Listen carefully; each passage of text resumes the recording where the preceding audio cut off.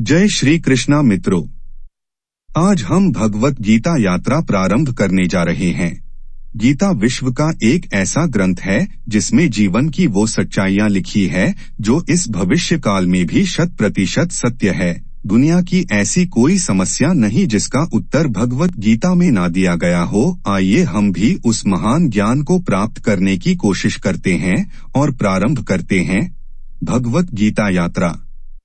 प्रथम अध्याय, अर्जुन विषाद योग, अर्थात अर्जुन का विषाद योग। श्री भगवान ने अर्जुन को निमित्त बनाकर समस्त विश्व को श्री गीता के रूप में जो महान उपदेश दिया है, यह अध्याय उसकी अवतारणा के रूप में है।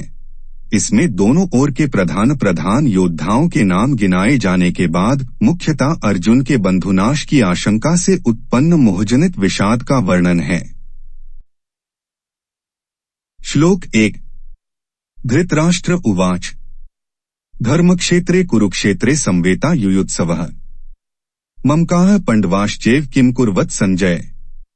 अर्थात धृतराष्ट्र बोले, हे संजय, धर्मक्षेत्र कुरुक्षेत्र में एकत्रित युद्ध की इच्छा वाले मेरे और पांडु के पुत्रों ने क्या किया। श्लोक 2। धृतराष्ट्र के पूछने पर संजय कहते हैं, संजय उवाच दृष्ट्वा तु पांडवानीकं व्यूढ़ दुर्योधनस्तदा आचार्य मुख संगमे राजा वचनमब्रवीत। अर्थात संजय बोले, उस समय राजा दुर्योधन ने व्यूह रचनायुक्त पांडवों की सेना को देखकर और द्रोणाचार्य के पास जाकर यह वचन कहा।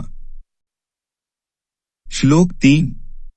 द्रोणाचार्य के पास जाकर दुर्योधन ने जो कुछ कहा अब उसे बतलाते हैं। पश्यैता पांडुपुत्राचार्य महती चमू व्यूढ़ा द्रुपद पुत्रेण तव शिष्येण धीनता। अर्थात हे आचार्य, आपके बुद्धिमान शिष्य द्रुपद पुत्र धृष्टद्युम्न द्वारा व्यूहाकार खड़ी की हुई पांडु पुत्रों की इस बड़ी भारी सेना को देखिए। श्लोक 4, श्लोक 5 और श्लोक 6 में पांडव सेना की व्यूहरचना दिखलाकर अब दुर्योधन 3 श्लोक द्वारा पांडव सेना के प्रमुख महारथियों के नाम बतलाते हैं। श्लोक 4। अत्र शूरा महेशवासा भीमार्जुन समायुधि युयुधानो विराटश्च द्रुपदश्च महारथः। श्लोक 5। धृष्ट केतुश्चेकितानः काशीराजश्चन वीर्यवान पुरुजित कुंती भोजश्च शैव्यश्च नरपुगम्वः। श्लोक 6। योधामन्युश्च विक्रांता उत्तमौजाश्च वीर्यवान सौभद्रो द्रौपदेयाश्च सर्व एव महारथाः। श्लोक 4, 5 और 6 में बताया गया है कि इस सेना में बड़े बड़े धनुषों वाले तथा युद्ध में भीम और अर्जुन के समान शूरवीर सात्यकी और विराट तथा महारथी राजा द्रुपद, धृष्टकेतु और चेकितान तथा बलवान उत्तमौजा, सुभद्रा पुत्र अभिमन्यु एवं द्रौपदी के 5 पुत्र, ये सभी महारथी हैं। इसके पश्चात पांडव सेना के प्रधान योद्धाओं के नाम बतलाकर अब दुर्योधन आचार्य द्रोण से अपनी सेना के प्रधान योद्धाओं को जान लेने के लिए अनुरोध करते हैं। श्लोक 7। अस्माकं तु विशिष्टा ये तात्रिबोध द्विजोत्तम नायका मम सैन्यस्य संज्ञार्थ तान ब्रवीमीते। अर्थात हे ब्राह्मण श्रेष्ठ, अपने पक्ष में भी जो प्रधान है उनको आप समझ लीजिए। आपकी जानकारी के लिए मेरी सेना के जो सेनापति हैं उनको बतलाता हूं। श्लोक 8। भवान भीष्मश्च कर्णश्च समितिंजय अश्वत्थामा विकर्णश्च सौमदत्तिस्तथैव च। अर्थात आप द्रोणाचार्य और पितामह भीष्म तथा कर्ण और संग्राम विजय कृपाचार्य तथा वैसे ही अश्वत्थामा, विकर्ण और सोमदत्त पुत्र भूरिश्रवा। श्लोक 9। अन्ये च बहवः शूरा मदर्थे त्यक्तजीविता है नाना शस्त्र प्रहरणा है सर्वे युद्ध विशारदा है। अर्थात और भी मेरे जीवन की आशा त्याग देने वाले बहुत से शूरवीरों अनेक प्रकार के शास्त्रों से सुसज्जित और सबके सब युद्ध में चतुर है। श्लोक 10 में दुर्योधन अपने महारथी योद्धाओं की प्रशंसा करके अब दोनों सेनाओं की तुलना करते हुए अपनी सेना को पांडव सेना की अपेक्षा अधिक शक्तिशाली और उत्तम बतलाते हैं। श्लोक 10 अपर्याप्तम तत्स्मात् बलं भीष्माभिरक्षितम् पर्याप्तं त्विद्मेतेषां बलं भीष्माभिरक्षितम्, अर्थात भीष्म पितामह द्वारा रक्षित हमारी वह सेना सब प्रकार से अजेय है और भीम द्वारा रक्षित इन लोगों की यह सेना जीतने में सुगम है। इस प्रकार भीष्म द्वारा संरक्षित अपनी सेना को अजेय बताकर अब दुर्योधन सब ओर से भीष्म की रक्षा करने के लिए द्रोणाचार्य आदि समस्त महारथियों से अनुरोध करते हैं। श्लोक 11 अनेषु च सर्वेषु यथाभागम स्थिता है भीष्ममेवाभिरक्षन्तु भवन्तः सर्व एव ही, अर्थात इसलिए सब मोर्चों पर अपनी अपनी जगह स्थित रहते हुए आप लोग सभी निःसंदेह भीष्म पितामह की ही सब ओर से रक्षा करें। दुर्योधन के द्वारा अपने पक्ष के महारथियों की विशेष रूप से पितामह भीष्म की प्रशंसा किए जाने का वर्णन सुनकर अब संजय उसके बाद की घटनाओं का वर्णन करते हैं। श्लोक 12 तस्य संजनयन हर्षं कुरुवृद्धः पितामहः सिंहनादं विनद्योच्चैः शंख दधमौ प्रतापवान, अर्थात कौरवों में वृद्ध बड़े प्रतापी पितामह भीष्म ने उस दुर्योधन के हृदय में हर्ष उत्पन्न करते हुए उच्च स्वर से सिंह जी दहाड़ के समान गरजकर शंख बजाए। श्लोक 13 ततः शंखश्च भैर्यश्च पणवानक गोमुखा सहसैवाभ्यहन्यन्त स शब्दस्तुमुलोभवत्, अर्थात इसके पश्चात शंख और नगारे तथा ढोल मृदंग और नरसिंघे आदि बाजे एक साथ ही बस उठे, उनका वह शब्द बड़ा भयंकर हुआ। आगे बढ़ते हैं श्लोक 14 के साथ। धृतराष्ट्र ने जो पूछा था कि युद्ध के लिए एकत्र होने के बाद मेरे और पांडु के पुत्रों ने क्या किया, इसके उत्तर में संजय ने अब तक धृतराष्ट्र के पक्ष वालों की बात सुनाई, अब पांडवों ने क्या किया उसे 5 श्लोकों में बतलाते हैं। श्लोक 14 ततः श्वेतैर्हैर्युक्त के महति स्यन्दने स्थितो माधवः पांडवश्चैव दिव्यो शंखो प्रदध्मतुः, अर्थात इसके अनंतर सफेद घोड़ों से युक्त उत्तम रथ में बैठे हुए श्री कृष्ण महाराज और अर्जुन ने भी अलौकिक शंख बजाए। श्लोक 15 पांचजन्य ऋषिकेशो देवदंत धनंजय पौंड्रं दधमौ महाशंखं भीमकर्मा वृकोदरः, अर्थात श्री कृष्ण महाराज ने पांचजन्य नामक, अर्जुन ने देवदत्त नामक और भयानक कर्म वाले भीमसेन ने पौंड्र नामक महाशंख बजाया। श्लोक 16 अनंत विजय राजा कुंती पुत्रो युधिष्ठिरः नकुलः सहदेवश्च सुघोषमणि पुष्पको, अर्थात कुंती पुत्र राजा युधिष्ठिर ने अनंत विजय नामक और नकुल तथा सहदेव ने सुघोष और मणिपुष्पक नमक शंख बजाए। आगे श्लोक 17 और 18। श्लोक 17 काश्यश्च परमेश्वासः शिखंडी च महारथः धृष्टद्युम्नो विराटश्च सात्यकिश्चापराजित। श्लोक 18 द्रुपदो द्रौपदेयाश्च सर्वेशः पृथिवीप्ते सौभद्रोश्च महाबाहुः शंखान् दध्मोः पृथक पृथक। अनुवाद श्लोक 17 और 18 श्रेष्ठ धनुष वाले काशीराज और महारथी शिखंडी एवं धृष्टद्युम्न तथा राजा विराट और अजय सात्यकी, राजा द्रुपद एवं द्रौपदी के 5 पुत्र और बड़ी भुजा वाले सुभद्रा पुत्र अभिमन्यु, इन सभी ने, हे राजन, सब ओर से अलग अलग शंख बजाए। इस श्लोक में भगवान श्री कृष्ण और अर्जुन के पश्चात पांडव सेना के अन्यान्य शूरवीरों द्वारा सब ओर शंख बजाए जाने की बात कहकर अब उस शंख ध्वनि का क्या परिणाम हुआ उसे संजय बतलाते हैं। श्लोक 19 सघोषो धार्तराष्ट्राणा हृदयानि व्यदार्यत नभश्च पृथिवी चैव तुमुलो व्यनुनाद्यन, अर्थात और उस भयानक शब्द ने आकाश और पृथ्वी को भी गुंजाते हुए धार्तराष्ट्रों के यानी आपके पक्ष वालों के हृदय विदीर्ण कर दिए। पांडवों की शंखध्वनि से कौरव वीरों के व्यथित होने का वर्णन करके अब 4 श्लोकों में भगवान श्री कृष्ण के प्रति कहे हुए अर्जुन के उत्साहपूर्ण वचनों का वर्णन किया जाता है। श्लोक 20 और श्लोक 21। अथ व्यवस्थितान् दृष्ट्वा धार्तराष्ट्रान् कपिध्वज प्रवृत्ते शस्त्र संपाते धनुद्यमे पांडव ऋषिकेशं तदा वाक्यमिदमाह महीपते। अर्जुन उवाच सेनयोरुभयोर्मध्ये रथं स्थापयमेच्युत। अर्थात, हे राजन, इसके बाद कपिध्वज अर्जुन ने मोर्चा बांधकर नटे हुए धृतराष्ट्र संबंधियों को देखकर उस शस्त्र चलने की तैयारी के समय धनुष उठाकर ऋषिकेश श्री कृष्ण महाराज से यह वचन कहा, हे अच्युत, मेरे रथ को दोनों सेनाओं के बीच में खड़ा कीजिए। श्लोक 22। यावदेतात्रिरीक्षेहण योद्धुकामानवस्थितान् कैर्मया सह योद्धव्यमस्मिन् रणसमुद्यमे। अर्थात, और जब तक कि मैं युद्ध क्षेत्र में डटे हुए युद्ध के अभिलाषी इन विपक्षी योद्धाओं को भली प्रकार देख लूं कि इस युद्धरूप व्यापार में मुझे किन किन के साथ युद्ध करना योग्य है, तब तक उसे खड़ा रखिए। श्लोक 23। योत्स्म्यमानन् वेक्षेह य एतेत्र समाप्ता है धार्तराष्ट्रस्य दुर्बुद्धेर्युद्धे प्रियचिकीर्षवः।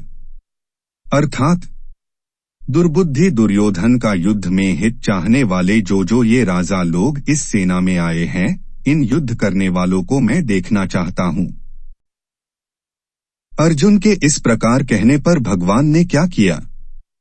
अब 2 श्लोक में संजय उसका वर्णन करते हैं। श्लोक 24। संजय उवाच एवमुक्तो हृषिकेशो गुडाकेशेन भारत सेनयोरुभयोर्मध्ये स्थायित्वा रथोत्तमम्। श्लोक 25। भीष्मद्रोण प्रमुखतः सर्वेषां च महीक्षितां उवाच पार्थ पश्यैतान् संवेतान् कुरुनिति। अर्थात, संजय बोले, हे धृतराष्ट्र, अर्जुन द्वारा इस प्रकार कहे हुए महाराज श्री कृष्णचंद्र ने दोनों सेनाओं के बीच में भीष्म और द्रोणाचार्य के सामने तथा संपूर्ण राजाओं के सामने उत्तम रथ को खड़ा करके इस प्रकार कहा कि हे पार्थ, युद्ध के लिए जुटे हुए इन कौरवों को देख। भगवान श्री कृष्ण की आज्ञा सुनकर अर्जुन ने क्या किया, अब उसे बतलाते हैं। श्लोक 26। तत्रापश्यत् स्थितान् पार्थः पितॄनथ पितामहान् आचार्यान् मातुलान् भ्रातॄन् पुत्रान् सखींस्तथा। श्लोक 27 प्रथम हिस्सा। शुशुरान् सुहृदश्चैव सेनायोरुभयोरपि। अर्थात, इसके बाद पृथापुत्र अर्जुन ने उन दोनों ही सेनाओं में स्थित ताऊ चाचों को, दादों परदादों को, गुरुओं को, मामाओं को, भाइयों को, पुत्रों को, पौत्रों को तथा मित्रों को, ससुरों को और सुहृदों को भी देखा। इस प्रकार सबको देखने के बाद अर्जुन ने क्या किया, अब उसे बतलाते हैं। श्लोक 27 शेष हिस्सा। तान् समीक्ष्य स कौन्तेयः सर्वान् बन्धून्वस्थितान्। श्लोक 28 प्रथम हिस्सा। कृपया पर्याविष्टो विषिदन्निदं ब्रवीत। अर्थात, उन उपस्थित संपूर्ण बंधुओं को देखकर वह कुंती पुत्र अर्जुन अत्यंत करुणा से युक्त होकर शोक करते हुए यह वचन बोले। बंधुस्नेह के कारण अर्जुन की कैसी स्थिति हुई, अब 2.5 श्लोकों में अर्जुन स्वयं उसका वर्णन करते हैं। श्लोक 28 शेष हिस्सा। अर्जुन उवाच दृष्ट्वेम स्वजनम कृष्ण युयुत्सु समुपस्थितम्। श्लोक 29। सीदन्ति मम गात्राणि मुखं च परिशुष्यति वेप्थुश्च शरीरे में रोमहर्षश्च जायते। अर्थात, अर्जुन बोले, हे कृष्ण, युद्ध क्षेत्र में डटे हुए युद्ध के अभिलाषी इस स्वजन समुदाय को देखकर मेरे अंग शिथिल हुए जा रहे हैं और मुख सूखा जा रहा है तथा मेरे शरीर में कंप एवं रोमांच हो रहा है। श्लोक 30। गांडीवं स्त्रंस्ते हस्तात् त्वक्चैव परिदह्यते न च शक्नोम्यवस्थातु भ्रमतीव च मे मनः। अर्थात, हाथ से गांडीव धनुष गिर रहा है और त्वचा भी बहुत जल रही है तथा मेरा मन भ्रमित सा हो रहा है। इसलिए मैं खड़ा रहने को भी समर्थ नहीं हूँ। अब अर्जुन अपनी विषादयुक्त स्थिति का वर्णन करके अपने विचारों के अनुसार युद्ध का अनौचित्य सिद्ध करते हैं। श्लोक 31। निमित्तानि च पश्यामि विपरीतानि केशव, न च श्रेयोनुपश्यामि हत्वा स्वजन्माहे। अर्थात, हे केशव, मैं लक्षणों को भी विपरीत ही देख रहा हूं तथा युद्ध में स्वजन समुदाय को मारकर कल्याण भी नहीं देखता। अर्जुन ने यह कहा कि स्वजनों को मारने से किसी प्रकार का भी हित होने की संभावना नहीं है। अब फिर वे उसी की पुष्टि करते हैं। श्लोक 32। न कंक्षे विजय कृष्ण न च राज्य सुखानी च, किन्नो राज्येन गोविंद की भोगैर्वितेन वा। अर्थात, हे कृष्ण, मैं न तो विजय चाहता हूं और न राज्य तथा सुखों को ही। हे गोविंद, हमें ऐसे भोगों से और जीवन से भी क्या लाभ है। आगे श्लोकों में अब अर्जुन स्वजन वध से मिलने वाले राज्य भोगादि को न चाहने का कारण दिखलाते हैं। श्लोक 33 और श्लोक 34। येषामर्थे कानिक्षतन्नो राज्य भोगाः सुखानि च, त इमेव स्थिता युद्धे प्राणास्त्यक्त्वा धनानि च, आचार्याः पितरः पुत्रास्तथैव च पितामहाः, मातुलाः श्वशुराः पौत्राः श्यालाः संबंधिनस्तथा। अर्थात, हमें जिनके लिए राज्य भोग और सुखादि अभीष्ट हैं, वे ही ये सब धन और जीवन की आशा को त्याग कर युद्ध में खड़े हैं। गुरुजन, ताऊ चाचे, लड़के और उसी प्रकार दादे, मामे, ससुर, पौत्र, साले तथा और भी संबंधी लोग हैं। श्लोक 35। एतात्र हन्तुमिच्छामि धतोपि मधुसूदन, अपि त्रैलोक्य राज्यस्य हेतोः किन्नु महि कृते। अर्थात, हे मधुसूदन, मुझे मारने पर भी अथवा तीनों लोकों के राज्य के लिए भी मैं इन सबको मारना नहीं चाहता, फिर पृथ्वी के लिए तो कहना ही क्या है। यहाँ यदि यह पूछा जाए कि आप त्रिलोकों के राज्य के लिए भी उनको मारना क्यों नहीं चाहते, तो इस पर अर्जुन अपने संबंधियों को मारने में लाभ का अभाव और पाप की संभावना बतलाकर अपनी बात को पुष्ट करते हैं। श्लोक 36। निहत्य धार्तराष्ट्रन्नः का प्रीतिः स्या जनार्दन, पाप में वा श्रियेदस्मान् हत्वैतानात्तायेन। अर्थात, हे जनार्दन, धृतराष्ट्र के पुत्रों को मारकर हमें क्या प्रसन्नता होगी। इन आत्ताइयों को मारकर तो हमें पाप ही मिलेगा। स्वजनों को मारना सब प्रकार से हानिकारक बतलाकर अब अर्जुन अपना मत प्रकट कर रहे हैं। श्लोक 37। तस्मान्नार्हा वयं हन्तु धार्तराष्ट्रं स्वबान्धवान्, स्वजनम ही कथा हत्वा सुखिनः स्याम माधव। अर्थात, अतएव हे माधव, अपने ही बांधव धृतराष्ट्र के पुत्रों को मारने के लिए हम योग्य नहीं हैं, क्योंकि अपने ही कुटुंब को मारकर हम कैसे सुखी होंगे। अब यहाँ दोनों श्लोकों में यह प्रश्न हो सकता है कि कुटुंबनाश से होने वाला दोष तो दोनों के लिए समान ही है, फिर यदि इस दोह पर विचार करके दुर्योधनादि युद्ध से नहीं हटते, तब तुम ही इतना विचार क्यों करते हो। अर्जुन 2 श्लोकों में इस प्रश्न का उत्तर देते हैं।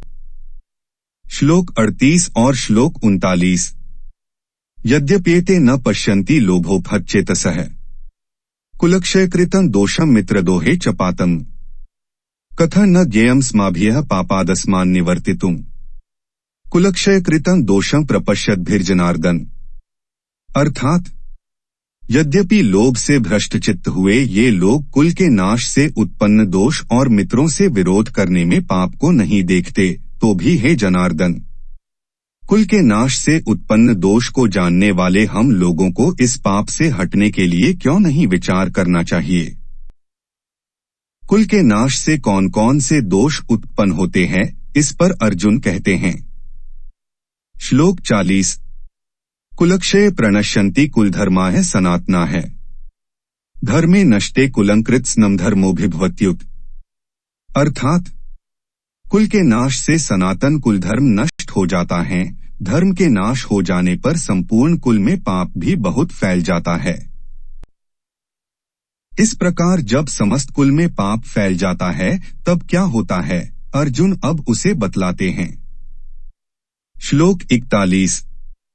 अधर्माभिभवात् कृष्ण प्रदुष्यन्ति कुलस्त्रियः स्त्रीषु दुष्टासु वार्ष्णेय जायते वर्णसंकरः। अर्थात, हे कृष्ण, पाप के अधिक बढ़ जाने से कुल की स्त्रियां अत्यंत दूषित हो जाती हैं, और हे वार्ष्णेय, स्त्रियों के दूषित हो जाने पर वर्णसंकर उत्पन्न होता है। वर्णसंकर संतान के उत्पन्न होने से क्या क्या हानियां होती है, अर्जुन अब उन्हें बतलाते हैं। श्लोक 42। संकरो नरकायैव कुलघ्नाना कुलस्य च पतंती पितरो ह्येषा लुप्त पिंडोदक क्रिया है। अर्थात, वर्णसंकर कुलघातियों को और कुल को नरक में ले जाने के लिए ही होता है।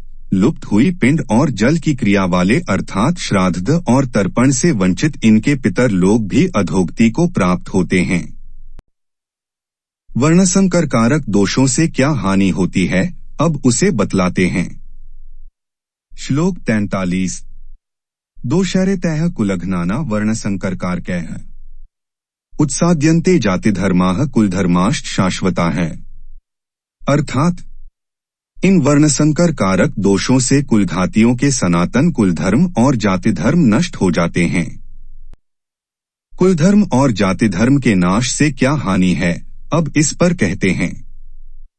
श्लोक 44। उत्सन्न कुलधर्माणा मनुष्याणा जनार्दन नरकेनेत वासो भवतीत्यनुशुश्रुम। अर्थात, हे जनार्दन, जिनका कुलधर्म नष्ट हो गया है ऐसे मनुष्यों का अनिश्चित काल तक नरक में वास होता है, ऐसा हम सुनते आए हैं। इस प्रकार स्वजनवध से होने वाले महान अनर्थ का वर्णन करके अब अर्जुन युद्ध के उद्योग, रूप और कृत्य पर शोक प्रकट करते हैं। श्लोक 45। अहो वत् महत् पापं कर्तुं व्यवसिता वयम् यद्राज्य सुख लोभेन हन्तु स्वजन मुद्यता है। अर्थात, हाँ, शोक, हम लोग बुद्धिमान होकर भी महान पाप करने को तैयार हो गए हैं, जो राज्य और सुख के लोभ से स्वजनों को मारने के लिए उद्यत हो गए हैं। इस प्रकार पश्चात्ताप करने के बाद अब अर्जुन अपना निर्णय सुनाते हैं। श्लोक 46। यदि माम प्रतीकारम शस्त्रं शास्त्रपाणयः धार्तराष्ट्रारणे हन्युस्तन्मे क्षिमतरं भवेत्। अर्थात, यदि मुझे शस्त्ररहित एवं सामना न करने वाले को शस्त्र हाथ में लिए हुए धृतराष्ट्र के पुत्र रण में मार डाले तो वह मारना भी मेरे लिए अधिक कल्याणकारक होगा। भगवान श्री कृष्ण से इतनी बात कहने के बाद अर्जुन ने क्या किया, इस जिज्ञासा पर अर्जुन की स्थिति बतलाते हुए संजय कहते हैं। श्लोक 47। संजय उवाच एवमुक्त्वार्जुनः संख्ये रथोपस्थ उपाविशत् विसृज्य सशरं चापं शोकसविघ्नमानसः। अर्थात, संजय बोले, रणभूमि में शोक में उद्विग्न मन वाला अर्जुन इस प्रकार कहकर वाण सहित धनुष को त्याग कर रथ के पिछले भाग में बैठ गया। मित्रों, यहीं पर अर्जुन का संपूर्ण विषाद समाप्त हो जाता है और इसी के साथ प्रथम अध्याय भी समाप्त हो जाता है। आगे मिलते हैं अध्याय 2 सांख्य योग के साथ। आगे के श्लोक सुनने के लिए चैनल को लाइक और सब्सक्राइब करें। नमस्कार मित्रों, जय श्री कृष्णा। जय श्री कृष्ण मित्रों, विशेष सूचना, श्रीमद् भगवत गीता यात्रा में आपके लिए एक प्रश्नतापूर्ण बात यह है कि इस ज्ञान के माध्यम से आपसे इस गीता के मध्य और अंतिम चरण में कुल 5 प्रश्न पूछे जाएंगे, जो गीता तथा आपके जीवन काल में गीता किस प्रकार उपयोगी है उस पर आधारित होंगे। प्रथम 51 लोगों जिनके जवाब सरल एवं उचित होंगे, हमारी तरफ से निशुल्क श्रीमद् भगवत गीता भेंट की जाएगी। विजेताओं की सूची हमारे YouTube चैनल पर ही प्रकाशित की जाएगी। आप हमें अपने जवाब नीचे दिए गए संपर्क सूत्र पर भेज सकते हैं। केवल ऑडियो, वीडियो और लिखित रूप मान्य होंगे। ईमेल आईडी है THEDSPIRITUALITY spirituality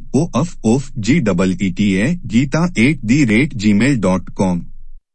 नोट: आप अपने जवाब के साथ अपना नाम, स्थायी पता, मोबाइल नंबर अवश्य शामिल करें। धन्यवाद।